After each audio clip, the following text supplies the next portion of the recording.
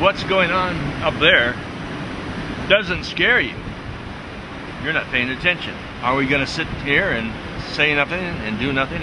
I know it's polluting the bay, it's killing the animals, sea mammals.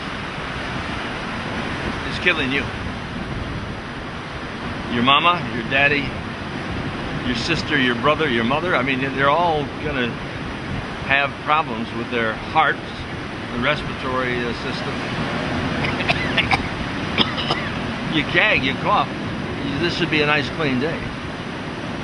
But the stuff is coming down to infest us and infect us.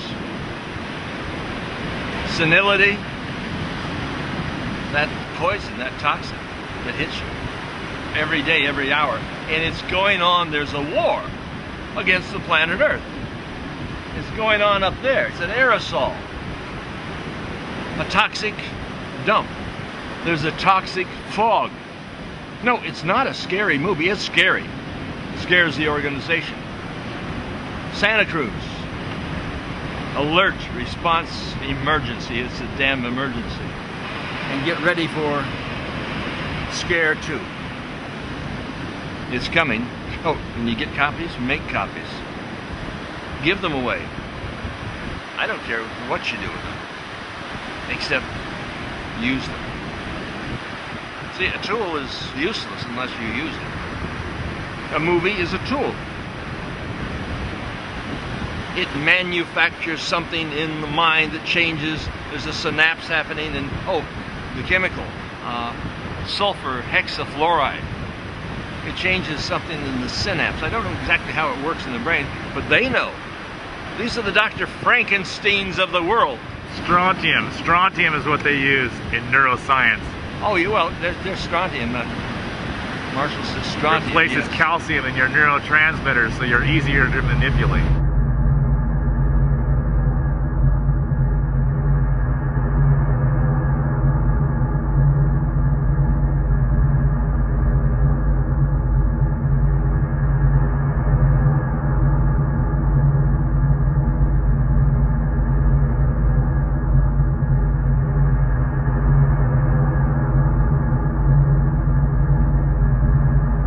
Ed, you've produced a very disturbing picture. You've disturbed me greatly. I mean, I watch these films at 3 o'clock in the morning. I'm concerned as hell that you may be on to what this Illuminati is trying to, well, you may be on to the biggest crime in the century, in the 2 centuries, in the history of the world against humanity itself. Am I overreacting when I take a look up there day after day after day in Santa Cruz, and I hear about it in Santa Barbara? I see it off of Catalina Island with some sort of rocket going up, and people saying, oh, it's nothing to worry about. I hear the planes going overhead. My God, maybe they're doing another dump on us. And it's really death dumps on a daily basis. Maybe not happening instantaneously, but what is your, am I going too far?